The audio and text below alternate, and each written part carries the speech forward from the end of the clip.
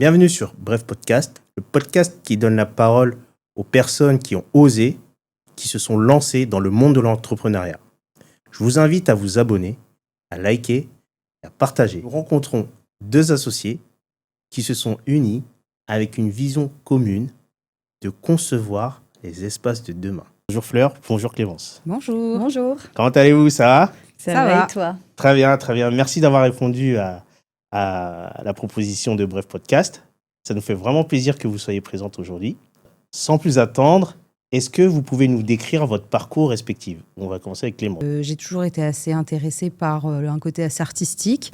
J'ai fait un bac littéraire avec une option cinéma. J'ai poursuivi un petit peu dans le cinéma et puis finalement, revirement, je suis partie dans l'architecture d'intérieur. D'accord. Donc avec un BTS design d'espace que j'ai fait en alternance en agence d'architecture. Ok. J'ai continué à travailler encore 2 ans en agence d'architecture après mon BTS. Après, j'ai voulu changer un peu de voie, aller dans le peut-être un peu plus petit, un peu plus concret. J'ai travaillé chez des cuisinistes. Donc, je faisais des cuisines, des salles de bain, des meubles télé, voilà, pas mal d'ameublement. Et puis ensuite, clé architecture. D'accord. Et Fleur, du coup ? Eh bien moi, du coup, j'ai plutôt suivi un cursus classique pour devenir architecte. Donc après mon bac, j'ai eu la chance de rentrer dans une école nationale d'architecture. Donc, j'ai fait mon master en 5 ans. Et ensuite, j'ai enchaîné avec la 6e année qui se fait en alternance, qui est l'habilitation à la maîtrise d'œuvre en son nom propre. D'accord. J'ai travaillé pendant 4 ans dans différentes agences d'architecture à Paris. Et au bout de 4 ans, j'ai décidé donc de lancer Clé Architecture avec Clémence. D'accord. Et comment vous vous êtes rencontrées toutes les deux ? C'est très simple. En fait, on est cousines. Donc, on se connaît depuis toujours. Depuis le J1. Depuis le J1 de Fleur particulièrement, parce que voilà, j'étais là avant. Mais oui, Fleur J1. Ok. Et comment est venue l'idée de vous associer pour Clef ? En fait, l'idée est venue, je pense qu'il y a la période du Covid qui nous a fait réfléchir sur le salariat, les entreprises dans lesquelles on était. Et moi, je pense que je tournais un petit peu en rond dans la structure où j'étais avant. Ça se passait très bien, mais il n'y avait pas forcément de perspective. Donc, j'ai eu l'occasion de réfléchir à un projet pour 2 de mes amis qui m'ont donné l'opportunité de me rendre compte que j'étais capable de faire un projet toute seule, sans forcément une structure dans laquelle travailler, enfin, sans forcément être salariée, je veux dire. Ouais. Et j'en ai parlé à Clémence, et qui, elle, était dans un autre contexte. Voilà. C'est-à-dire ? C'est-à-dire que moi, je venais de quitter mon boulot de cuisiniste et j'étais en congé maternité. Ah oui. Voilà, et donc j'attendais la fin de mon congé maternité pour rechercher un nouveau boulot, mais c'est pareil, cuisiniste, j'avais un peu l'impression d'avoir fait le tour. Je voulais faire quelque chose dans une échelle un peu plus grande. Donc c'était le bon moment. Et puis après, c'est vrai qu'on en avait toujours un petit peu discuté. Peut-être parfois plus sur le ton de la rigolade, en se disant le jour où on aura notre société. Et puis en fait, ce jour-là est arrivé. Cette blague est devenue vraie. C'est exactement. Et après, je dirais que c'est un héritage familial. Il faut savoir que donc, notre grand-père était architecte, que ma mère est architecte, que son père est bureau d'études ingénieur structure en béton. Et donc, on a un héritage familial de la construction, du monde de l'architecture. Et donc, nous, on voulait perpétuer cette tradition, C'est beau. mais avec notre projet personnel. Mmh. Puisque Fleur est quand même la 3e génération d'architectes de la famille. Bravo. Et c'était plus un projet mûrement réfléchi ou plus un coup de tête ? C'était clairement un coup de tête. Finalement, en y repensant, on avait l'impression que c'était mûrement réfléchi, mais en fait, non, ça s'est fait assez rapidement. En quelques mois, on a posé les bases du projet, on a réalisé un business plan, on a entrepris toutes les démarches administratives. Et donc, on s'est lancé comme ça, ouais. Et toi, Clémence, c'était en congé mat à ce moment-là ? Oui, j'étais en congé maternité, ouais. Donc, congé mat et en même temps, tu créais ta boîte ? Oui, c'est ça. C'est fort. Ouais. C'était le bon moment. Vraiment, c'était le bon moment. Et puis, comme dit Fleur, c'était juste pendant la période du Covid, donc c'était fin 2020. C'est vrai que tout fonctionnait un petit peu au ralenti aussi. Donc, donc c'était un bon moment aussi pour prendre ce temps-là, en fait, de réfléchir, de mettre des choses en place et d'essayer d'avancer sur notre projet. Et justement, est-ce que vous avez eu un client ou pas du tout? Vous avez créé votre boîte et on verra après. Non, il y a eu un premier Non, client. il y a eu un premier client pour nous deux. Donc, quelqu'un avec qui on va vraiment avoir la dimension architecturale et la dimension vraiment aménagement, architecture d'intérieur. D'accord. Et vous travaillez toujours avec ce client? Non, Non. parce qu'il a plus de projet. C'était D'accord, voilà. c'était un one-shot. C'était Ok. un one-shot, C'est ça. mais on le fréquente encore, ouais. D'accord, très bien. Et vu que vous travaillez à deux, comment vous avez défini vos rôles dans le quotidien? Alors c'est vrai qu'au départ, on fonctionnait beaucoup justement à deux. D'accord. On faisait quasiment toutes les deux ensemble. Dès qu'on avait un nouveau projet, on travaillait dessus toutes les deux. D'accord. Après, il a fallu aussi un certain temps pour me former à toutes les missions et toutes les démarches en fait qu'il y a dans l'architecture. Il y a quand même beaucoup de process en fait et de règles qu'il faut respecter et dans le timing aussi. Donc c'est pour ça qu'on faisait beaucoup les choses à deux. Après, maintenant, c'est vrai qu'on a plutôt chacune nos projets et qu'on fonctionne toujours en complémentarité. On est toujours informé du projet de l'autre pour pouvoir remplacer au pied levé ou même voilà, pour donner un avis, pour filer un coup de main. Mais c'est vrai que depuis l'ouverture de la boîte, ça a un petit peu... Ça a évolué. Ça a évolué, Ça a ouais. évolué. L'idée, c'était d'avoir aussi de l'autonomie, de pouvoir travailler sur nos projets. De toute façon, rien ne sort de l'agence sans qu'on ait toutes les deux donné notre avis. Mais l'idée, c'est qu'on ait nos propres projets, nos propres clients. Et après, on suit parce que voilà, il faut être interchangeable. Mais c'est plus séparé qu'avant. Ouais. Donc chacune a ses propres projets, mais quand même, vous avez un droit de regard sur les projets réciproques. Oui, enfin un droit de regard, un droit de critique, un droit on va dire Et puis d'échange, on échange beaucoup voilà. et on se demande beaucoup nos avis respectifs. On travaille toujours avec beaucoup d'échanges et beaucoup de communication. Et par rapport à la partie administrative, comment ça se passe? Les factures Bah pareil. ça se passe bien. Pas besoin de facturer. Non, mais l'argent c'est un rentre. peu la même chose. Chacune traite, on va dire, l'administratif Là, de ses l'avantage, projets. c'est qu'on partait sur un pied d'égalité. Ni Ouais. Clémence ni moi n'avions jamais réalisé de comptabilité avant, de gestion administrative, de direction financière, Enfin voilà, donc on savait rien faire toutes les deux. Donc on a appris en même temps. On a appris, voilà, en ayant des conseils, grâce à toi aussi, surtout. Et puis après, enfin voilà, donc on a pu vraiment bien se partager ce temps-là. Et la première année, elle nous a permis d'apprendre à faire des factures, à savoir quand est-ce qu'il fallait relancer, savoir combien d'argent il fallait par mois pour avancer. Donc voilà, ça c'était plutôt de l'apprentissage, on va dire. C'est la première année.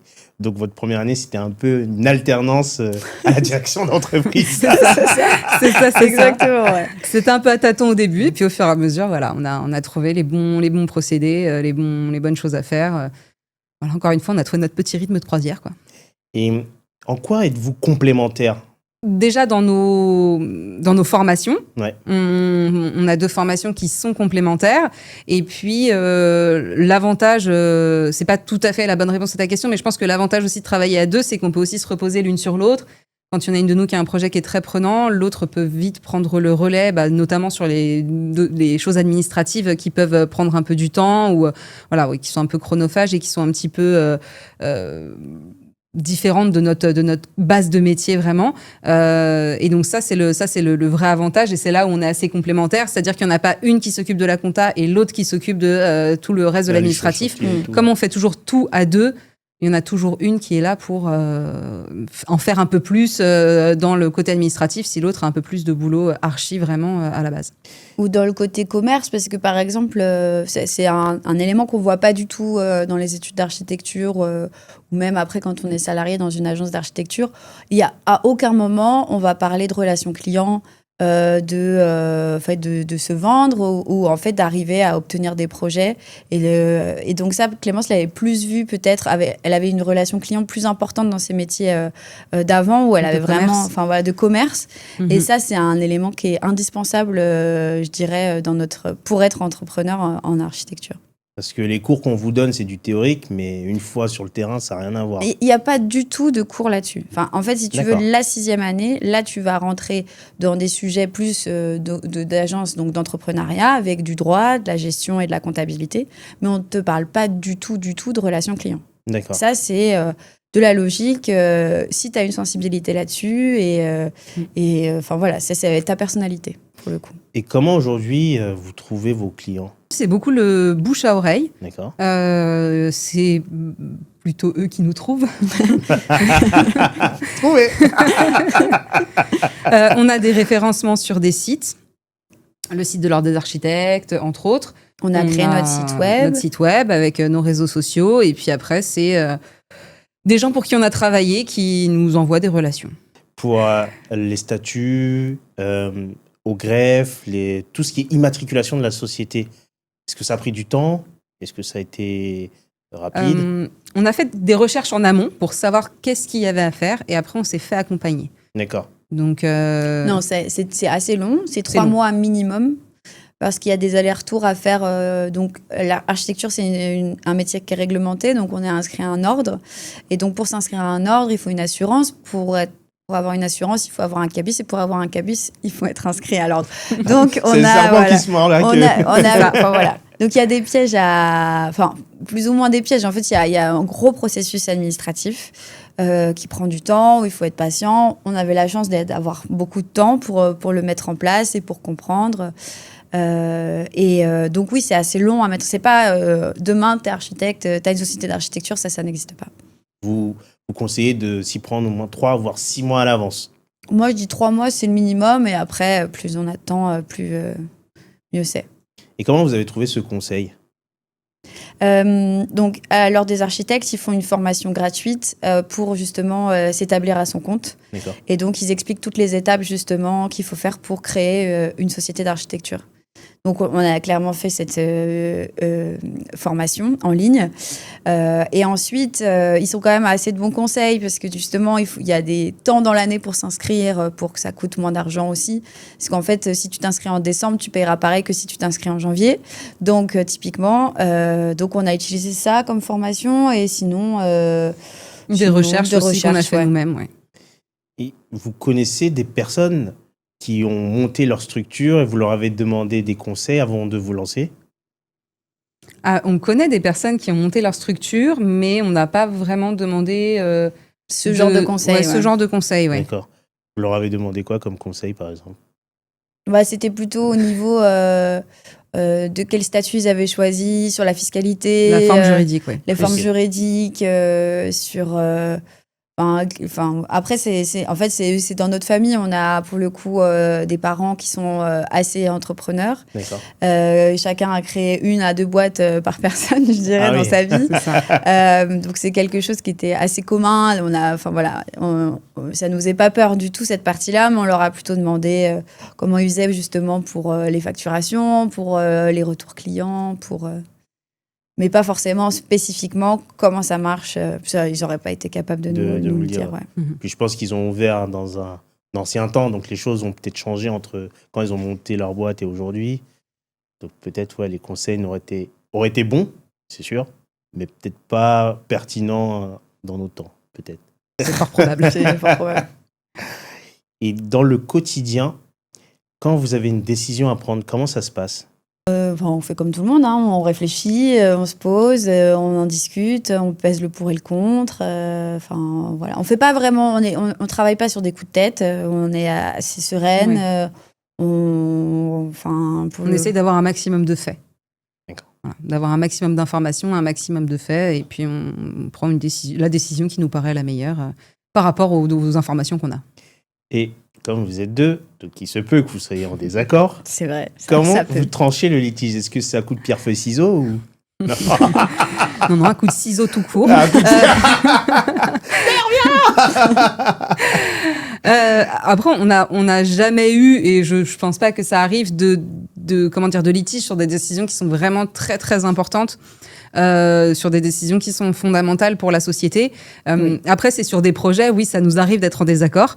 Je pense un petit peu comme tout le monde, et puis on fait encore une fois comme tout le monde, on expose chacune nos arguments, et c'est soit celle qui a les meilleurs arguments gagne, soit on trouve un compromis, un terrain d'entente. On peut se laisser du temps pour y réfléchir, y revenir plus quand ça commence à devenir... Parce qu'en fait, il y a une dimension assez personnelle quand on est en train de réaliser un projet et que tu as l'autre qui arrive quelques semaines après, qui n'a pas forcément tous les tenants et aboutissants et qui donne son avis. Ça, c'est souvent moi. Et je le reconnais.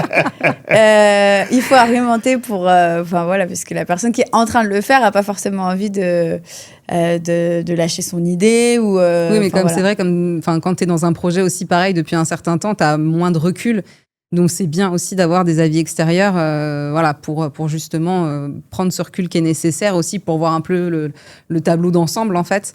Donc c'est toujours bénéfique et puis oui, après on voit ce qui est le mieux, ce qui répond le mieux aussi aux demandes, ce qui est le plus logique, le plus fonctionnel, ce qui fonctionne le mieux d'un point de vue technique. Enfin voilà, encore une fois, on expose des arguments pour savoir quelle est la bonne solution. D'accord, donc pas de pierre, feuille, ciseaux du coup. Pas de pierre, feuille, ciseaux.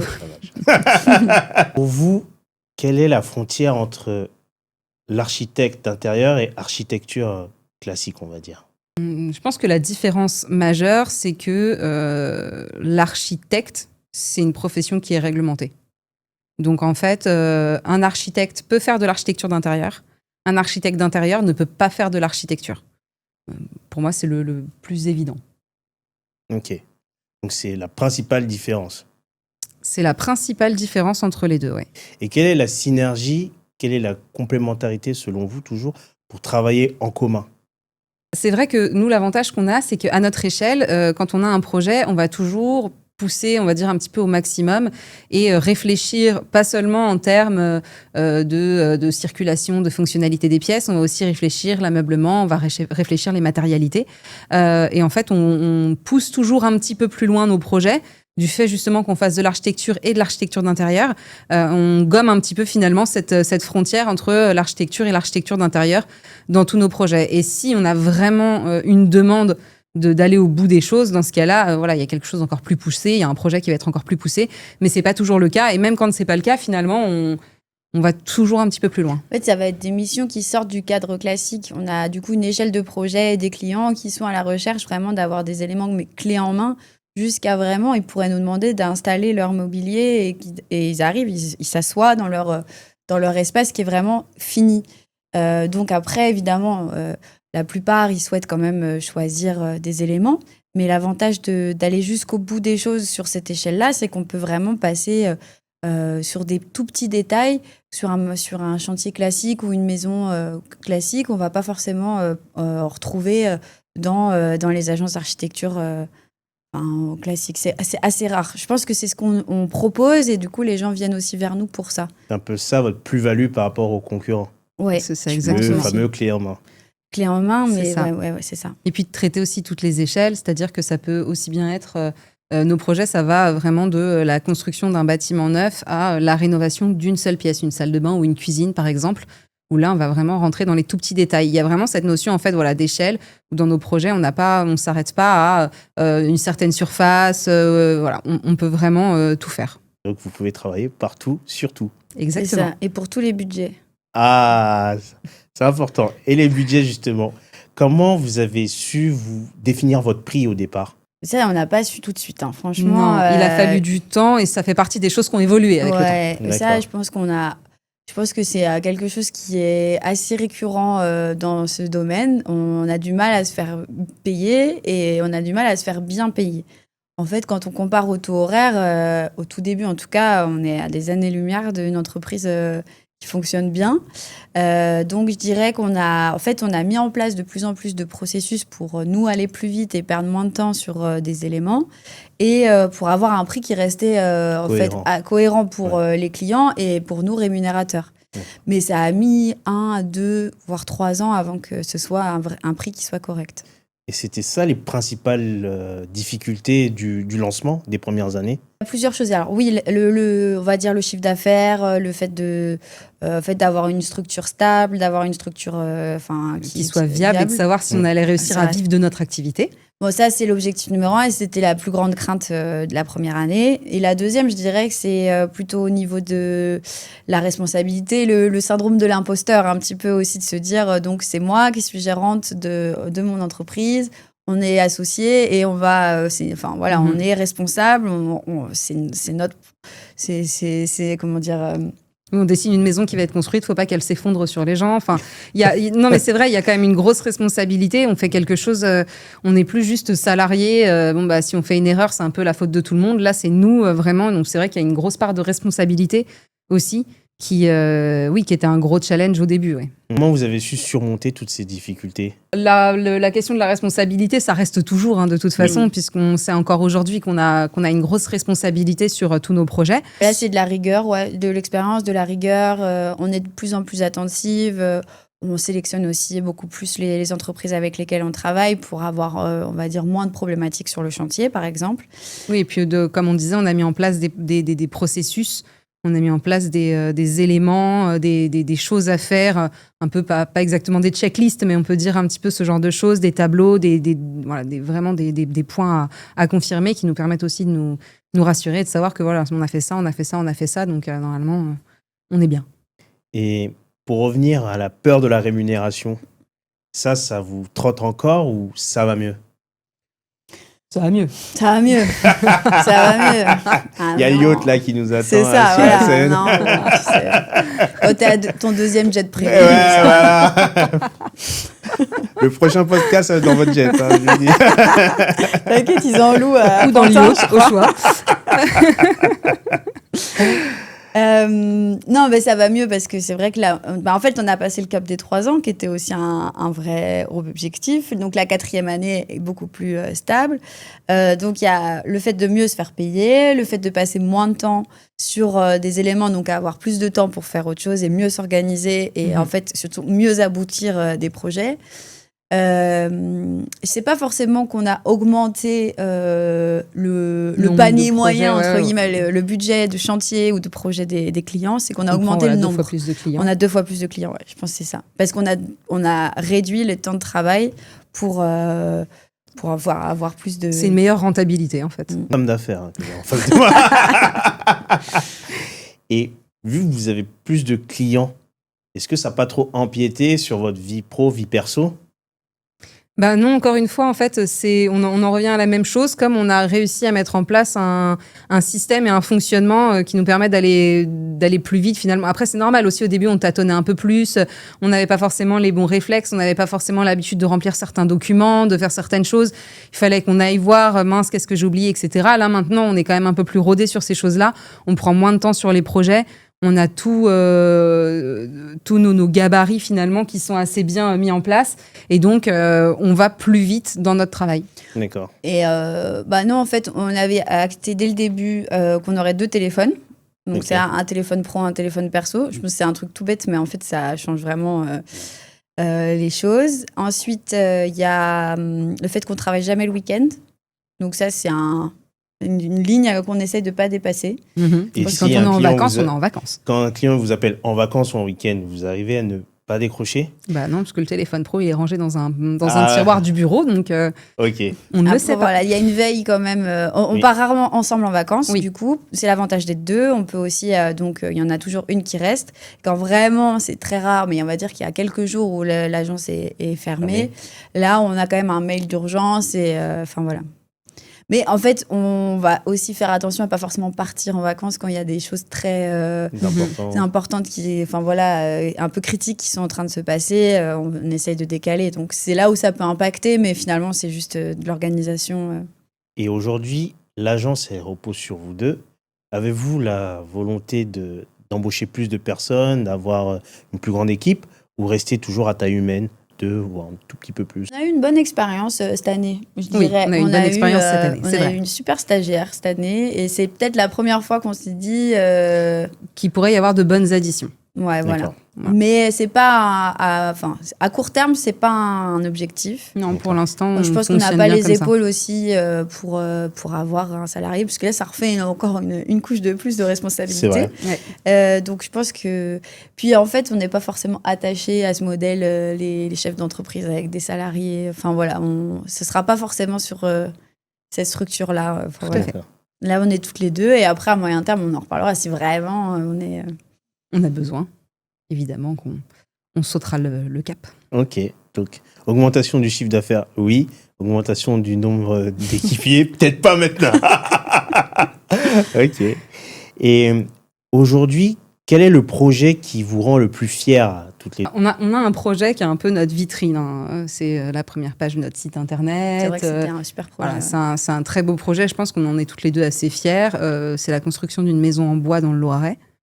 Donc ça, c'est un chouette projet. Mais après... Je pense que le projet des petites cantines aussi, ça, c'était un super projet. C'est quoi le projet des petites cantines? C'est un projet qu'on a fait en 2021. C'est un de nos premiers projets. Mhm. C'était pour une association qui est en France, mais ils en ont un local à Paris. Et c'est une cantine solidaire, en fait, pour créer du lien social. Et là, on avait vraiment fait toute la décoration en seconde main. Franchement, c'était vraiment c'était sympa. un chouette projet. C'est votre tout premier projet en tant qu'associé? Non, c'était pas le tout C'était premier, pas le tout premier, mais c'était le cinquième, un truc comme ça. C'était au début, au démarrage.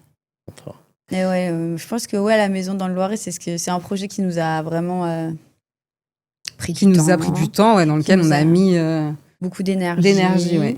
Mais à la fin, le résultat est assez chouette. Ouais, c'est un projet un peu vitrine. Et après, je pense qu'il y a aussi la Longère en Bretagne, quand même, pour le coup, c'est notre premier projet. C'était 300 mètres carrés en Bretagne à rénover, une bâtisse qui datait de la fin du XVIIe siècle. Enfin, donc, c'était vraiment un super projet, ouais, tout à fait. On peut le voir sur votre compte Insta? On peut le voir sur le site internet, ouais, sur le tout à compte fait. Insta, absolument. Bon, je vous invite à aller voir, du coup. Vous pouvez même le louer en Airbnb. Ah ouais. Je vous invite à louer le Airbnb. Et ça prend du temps pour rénover ces bâtisses. Ça prend combien de temps à peu près? Un projet de construction, c'est des projets qui sont longs. Quand on est sur des bâtiments très anciens, on va compter, ça peut être plus qu'un an. En fait, il y a beaucoup de procédures. Il y a toute la partie déjà conception, toutes les autorisations. La phase d'études avant ça. Il y a une phase d'études qui est très importante. Et après, il y a une phase chantier qui va être plus ou moins longue en fonction de ce qu'on découvre à l'intérieur qu'on ne pouvait pas voir avant et des intempéries.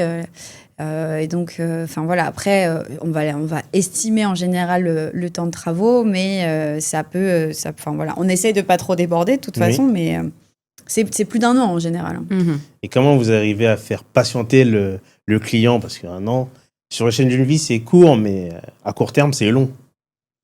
On est toujours assez transparente sur les délais de toute façon. On leur annonce dès le départ qu'ils ne pourront pas commencer leurs travaux dans 1 mois et demi. Ça, c'est, voilà. On dit tout de suite assez clairement quels sont les délais. Et puis après, on fait de très, très belles vues 3D pour qu'ils puissent déjà s'imaginer dans leur projet avant les travaux. Et puis après, c'est vrai qu'en général, les clients, ils aiment bien s'impliquer aussi. Donc c'est une manière aussi de patienter. Ils sont pas forcément hyper impatients non plus. On n'a pas eu beaucoup ce genre de clients. Ça va concerner vraiment plutôt la restauration, où là, ils ont vraiment un délai très précis. Mais donc, après, c'est des entreprises spécifiques qui travaillent en fait jour et nuit pour réduire les délais de chantier. Mais quand on est sur un particulier qui s'achète une maison, par exemple secondaire, en région, proche de l'Île-de-France, là, il va pas forcément être ultra pressé. Mm-hmm. C'est juste que lui, il s'était donné Mais la plupart des gens sont assez conscients, en fait, que ça va durer ça va prendre du temps. Donc, c'est très rare qu'on nous ait dit, donc on commence cet été en venant au mois de juin. Donc là, on sait que c'est... Et est-ce que vous arrivez dans vos projets à insérer vos envies particulières? Je fais allusion à des matériaux particuliers, la durabilité, un espace atypique. Est-ce que vous arrivez à influer votre vision dans ces projets-là? C'est même un de nos objectifs. Okay. C'est vrai que ce soit dans la partie vraiment construction, dans la partie plus aménagement, choix des matériaux et architecture d'intérieur, on essaye toujours d'apporter un petit plus. Il y a des artisans, par exemple, avec lesquels on travaille. Et donc, s'il y a la possibilité, si ça colle avec le projet, enfin voilà, si vraiment ça coche les cases, on essaye en général, oui, de proposer des artisans avec lesquels on a déjà travaillé, dont on aime le travail. Et puis, oui, on essaye toujours de chercher des références qui soient un petit peu mieux que ce que le commun des mortels peut trouver en tapant sur Internet, quoi. Ouais, c'est pour la partie matérialité. Après, vraiment dans les constructions, donc nous, on essaye soit de travailler en majorité donc sur des constructions existantes, donc utiliser en fait le patrimoine qui existe et le rénover. Et si vraiment c'est des constructions neuves, on essaye au maximum de faire des constructions durables avec des constructions soit en matériaux naturels comme le bois. On va essayer aussi de travailler sur des isolations avec des matériaux donc biosourcés comme la paille, le chanvre, La laine de bois, ce genre de choses. En fait, on se forme aussi parce que c'est pareil. Donc moi, je suis rentrée en école d'archi en 2012 et malgré tout, en 2012, c'était pas du tout on n'avait pas de cours spécifiques sur en fait sur comment construire une architecture bioclimatique.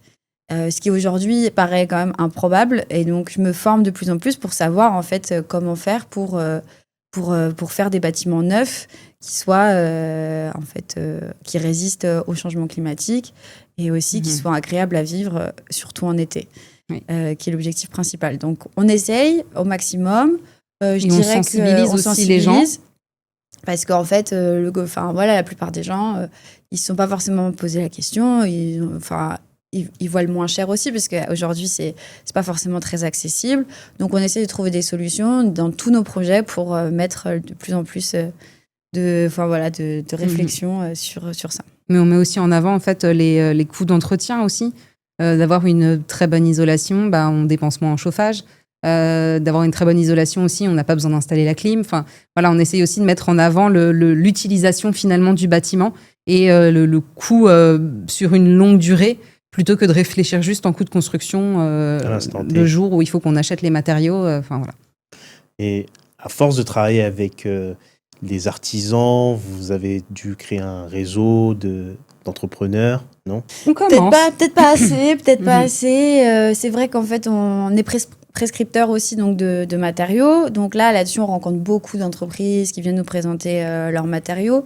Et on essaye d'avoir, par exemple, sur la peinture, une peinture qui va avoir le moins d'émissions de COV possible. Si elle est fabriquée en France, tant mieux. Si elle est fabriquée à partir de matériaux recyclés, tant mieux. Enfin voilà, on va essayer de se renseigner sur chaque type de matériaux. Donc là-dessus, je trouve qu'on a eu plus de temps cette année pour vraiment faire ce boulot-là. Et après, sur les entrepreneurs, ça va être plutôt sur des artisans, comme disait Clémence, donc des menuisiers, une mosaïste, créatrice de papier peint. Créatrice de papier peint, ouais, tout à fait. Donc là, on essaye vraiment d'avoir ce genre de personnes qui travaillent autour de nous. Après, encore une fois, ça fait pas beaucoup de temps qu'on a vraiment l'occasion de faire ces démarches-là qui sont finalement complètement en dehors de l'essence même du métier initialement. Après toutes ces années ensemble, comment vous décrirez l'une à l'autre ? Je décrirais Clémence comme quelqu'un de très serein. C'est vraiment la force tranquille, elle a une stabilité, une écoute. C'est très agréable parce que... elle va savoir, il y a très peu de stress, il faut le savoir qu'il y a très peu de stress dans notre travail parce que je pense qu'elle est paisible et elle arrive toujours à trouver des solutions, à y réfléchir et à mettre aussi une distance avec l'urgence du moment et la pression qu'on peut avoir parfois, voulu ou non voulu, parce qu'on traite... pas forcément de choses très graves, mais on traite des gros budgets pour des gens qui n'ont pas forcément un grand budget, et donc ça peut devenir très grave. Et donc c'est cette stabilité, cette sérénité qui la décrirait le mieux. Propre. À toi, Très bien, Clémence. très bien. Moi, je trouve que Fleur, elle a beaucoup de persévérance. Elle va toujours vraiment au bout. Elle lâche pas du tout l'affaire.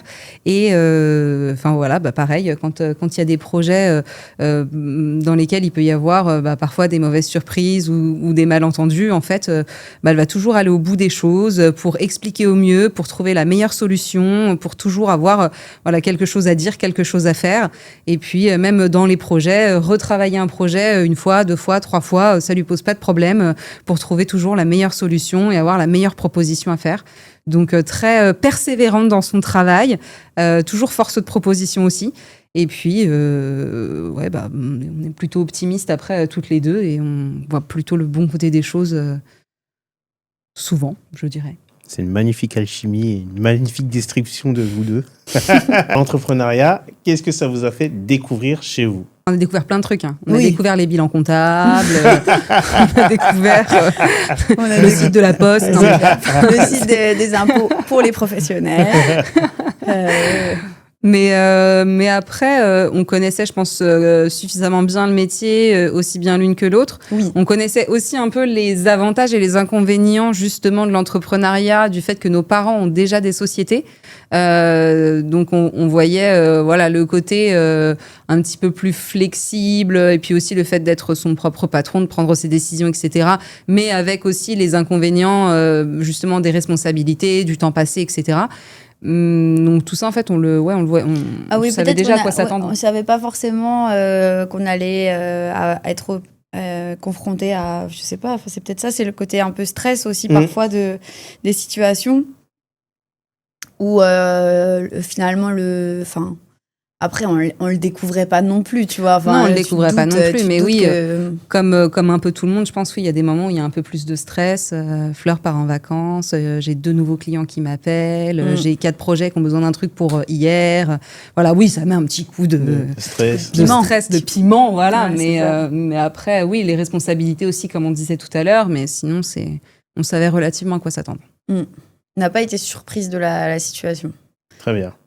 Plutôt surprise dans le bon sens, se dire que on y est arrivé. Après, c'est pas gagné, il y a encore maintenant faut durer, mais je pense que c'était réalisable. Et ça, c'était pas évident la première année. Finalement, toi, t'étais sûr, mais nous, on n'était pas sûrs. Et pour quelqu'un qui veut se lancer ou des associés qui veulent se lancer à leur compte, quels sont les conseils que vous leur donnerez? Déjà de bien réfléchir à s'ils veulent travailler seuls ou à 2 ou à plusieurs. Ça, c'est important de savoir comment on travaille. Est-ce qu'on est capable de travailler à plusieurs? Parce qu'il y a des gens qui n'en sont pas capables. Et ensuite, de bien se renseigner, parce que oui, c'est quand même un peu lourd au début. Et de tout de suite réfléchir à comment ils vont trouver des clients. Comment ils vont faire pour démarcher des gens? Est-ce qu'ils vont d'abord aller dans leur famille, expliquer leur projet vers leurs proches, ou est-ce que ça va être tout de suite dirigé vers les marchés publics? Et du coup, dans ces cas-là, comment on fait pour avoir accédé à la commande publique? Et voilà, c'est ces 3 points sur lesquels je réfléchirais dans un premier temps. D'accord.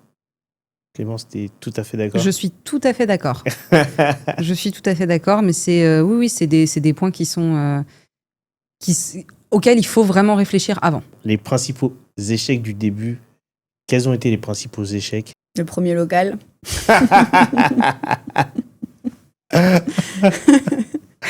Il y a une anecdote à ce sujet?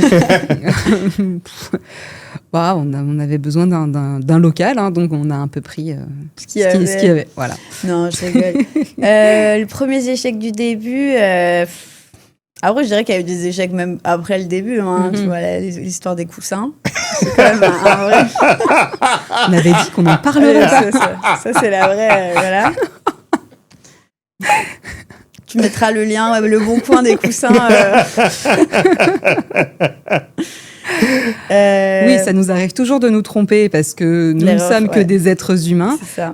Après, voilà, nous, on va dire qu'on a aussi cette philosophie de se dire que l'erreur est humaine. L'important, c'est pas de savoir à qui la faute ou le pourquoi du comment, c'est de trouver une solution.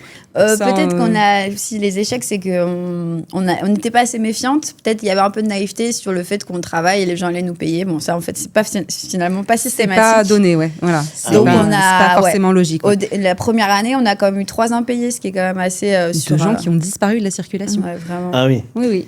Donc ça, on a renforcé un petit peu notre méfiance, mais en tout cas, la recherche du règlement. Oui, quoi. depuis, on a refusé des clients qui nous paraissaient pas fiables. Et surtout, on a aussi renforcé, en fait, justement, tous nos documents administratifs. Ça fait partie des choses aussi qu'on a mis en place et qu'on a fait évoluer aider, avec le temps et pour lesquels on s'est fait aider pour mettre plus de cadres, plus de descriptions, plus de règles et voilà, pour se garantir à minima, effectivement, d'être payé, ce qui n'est pas toujours Il y a quand même des impayés ou moins? Moins.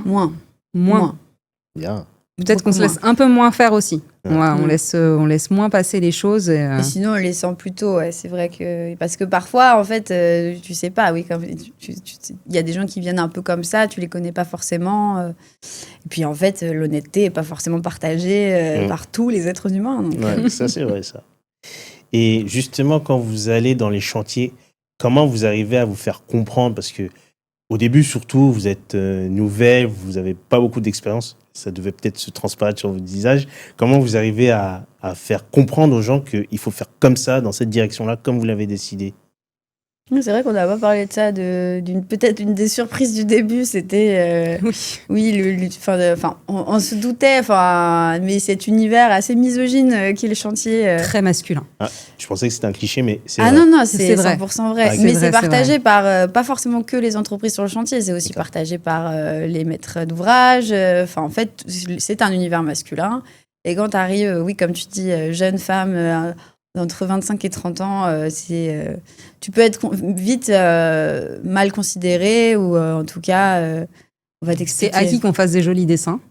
Ah oui. Mais voilà, pour le reste, c'est vrai que ça a parfois, et rarement, mais parfois ça a été un petit peu plus difficile et effectivement, il a fallu s'affirmer.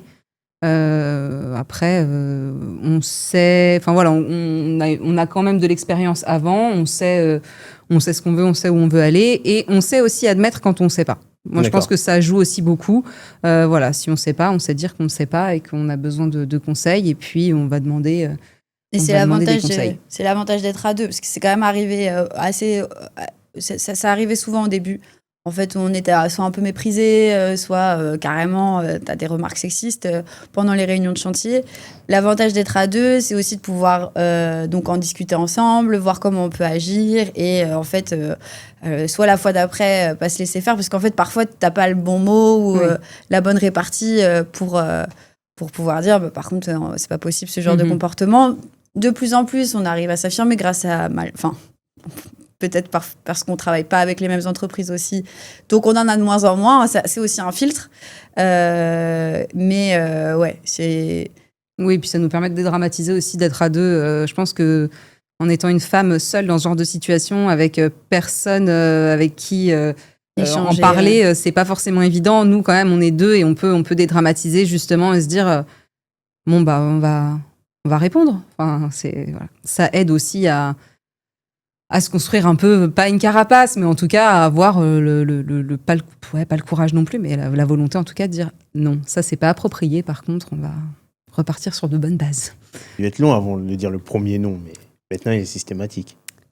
Oui, ça arrive de moins en moins aussi. Ça avait été si long de dire non la première fois, hein. Franchement, c'était plus... En fait, t'es soufflé. C'est surprenant. T'es soufflé parce que t'es dans un cadre professionnel et autant tu sais que ça existe.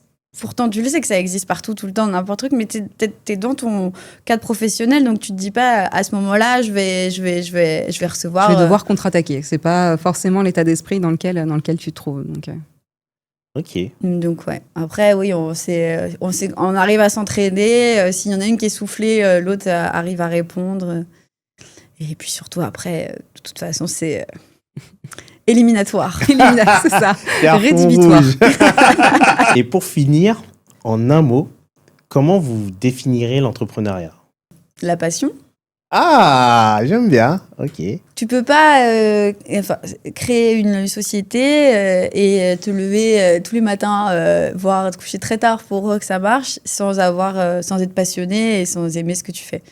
Donc, je pense que il y a quelque chose de moins. Quand tu es salarié, peut-être il y a une plus grande liberté aussi de se dire je peux changer de domaine, je peux changer de... Tandis que quand tu as créé une société, il y a quand même, ça a pris du temps pour la faire, mais ça prend aussi du temps pour la défaire. Donc je pense qu'il y a vraiment cet enjeu d'aimer ce qu'on fait et voire d'être passionné et de vouloir d'enrichir de plus en plus nos compétences, nos savoirs, notre cercle professionnel, ce genre de choses. Donc il y a de la passion. Très bien, j'adore. Clémence, tu veux rajouter quelque chose? Oui, moi je dirais que c'est une aventure. Ah, et aussi pourquoi l'aventure? C'est un peu comme quand tu pars en voyage. Si tu décides demain de faire le tour du monde en faisant du stop, par exemple, tu t'attends à ce que ce soit une aventure, mais tu te dis pas que tout va toujours être très facile et que tout va toujours être super beau. Donc là, c'est un petit peu la même chose. Il faut se dire que c'est une aventure dans le sens où il va y avoir des hauts, il va y avoir des bas. Avec de la chance, il y a plus de hauts que de bas, mais voilà, il faut être prêt à rebondir et à vivre plein de choses différentes. Nous, on peut vous suivre sur Instagram. Oui. Vous avez un site internet. Oui. On va mettre les coordonnées sur notre page Insta et sur le YouTube. Et pour tout le monde, je vous invite à vous abonner, à liker et à partager et surtout, oser entreprendre. À bientôt tout le monde.